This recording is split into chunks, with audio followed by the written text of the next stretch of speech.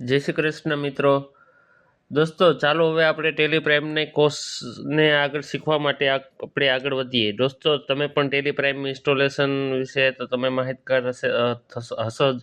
YouTube ઉપરથી તમે શીખેલું હશે કે કઈ રીતે આપણે ટેલિપ્રાઇમને ડાઉનલોડ કરવું, ઇન્સ્ટોલ કરવું, કંપની કેવી રીતે બનાવવી, કંપનીમાં પાસવર્ડ કઈ રીતે બનાવવું, નોર્મલ વસ્તુ જે કંપની ક્રિએશનને લગતી તમને ખ્યાલ જ હશે. હવે આપણે કંપની ક્રિએશન તો હવે આપણે કંપનીના જે રીતે આપણે કહેલું અગાઉ કે 3 પ્રકારની આપણે કંપની હોય છે જનરલી. એક ટ્રેડિંગ ફર્મ હોય છે. ટ્રેડિંગ ફર્મ એટલે કે કોઈ પણ વસ્તુની આપણે ખરીદી કરી છીએ અને આપણે પ્રોફિટ માર્જિન ચડાવીને આપણે વસ્તુને વેચી છીએ, એટલે આપણે ટ્રેડિંગ એટલે આવા પ્રકારના બિઝનેસને આપણે ટ્રેડિંગ બિઝનેસ કહીએ છીએ. બીજા પ્રકારના જે બિઝનેસ હોય છે મેન્યુફેક્ચરિંગ યુનિટ હોય છે. માન લો કે કોઈ મેન્યુફેક્ચરિંગ યુનિટ હોય છે, તે પોતાની પ્રોડક્ટનું મેન્યુફેક્ચરિંગ કરતી હોય છે કંપની, ને કંપની એ માર્કેટમાં કસ્ટમરને પ્રોડક્ટ સપ્લાય કરે છે ડિસ્ટ્રીબ્યુટર દ્વારા યા ડીલર દ્વારા. તો આવા પ્રકારની કંપનીને મેન્યુફેક્ચરિંગ યુનિટ કહે છે. ત્રીજા પ્રકારની ઇન્ડસ્ટ્રી જે કંપની છે તે સર્વિસ ઇન્ડસ્ટ્રીઝ કહી શકાય, કે જે વ્યક્તિઓને સેવા પૂરી પાડે છે, જેવી કે વકીલ ફી, ટ્યુશન ફી, માનો કોઈ સલાહકાર, લીગલ એડવાઇસ, કે તમે કોઈ વકીલ પાસેથી સલાહ લીધી તો એને તમારે જે ફીસ ચૂકવવી પડે, પ્રોફેશનલ ફીસ, તો એ પ્રોફેશનલ ફીસ, વકીલ ફી તમારે ચૂકવવી પડે. પછી તમે કોઈ પ્રાઇવેટ કોચિંગ ઇન્સ્ટિટ્યૂટમાં તમે અભ્યાસ કરો અથવા તો પ્રાઇવેટ સ્કૂલમાં અભ્યાસ કરતા હો, તો તમે જે અભ્યાસ કરો છો તેના બદલામાં તમારે સ્કૂલની ફીસ ભરવાની હોય છે.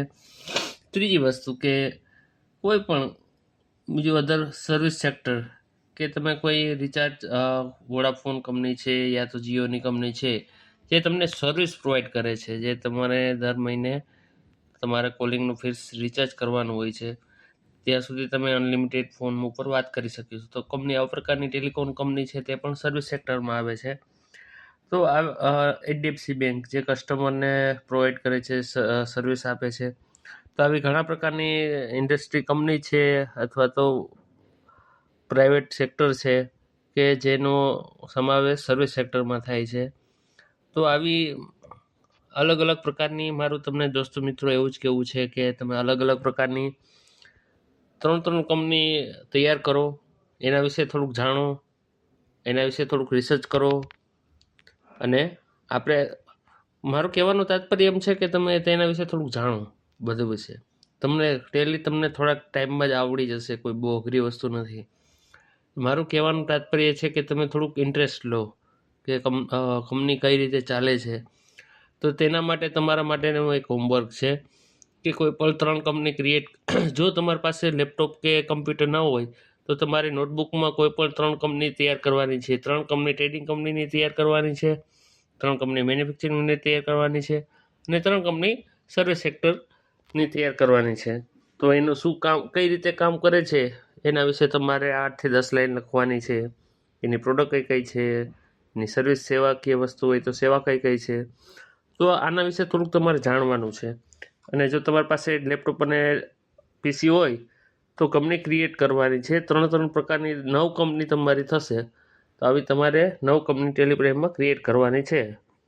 આ તમારું હોમવર્ક છે, અને તમારે કોમેન્ટ સેક્શનમાં હોમવર્ક પૂરું કરો એટલે ઓકે જરૂરથી લખવાનું છે દોસ્તો મિત્રો. Thank you. જય શ્રી કૃષ્ણ. આભાર. મળીએ આપણે હવે નેક્સ્ટ લેક્ચરમાં. Thank you so much.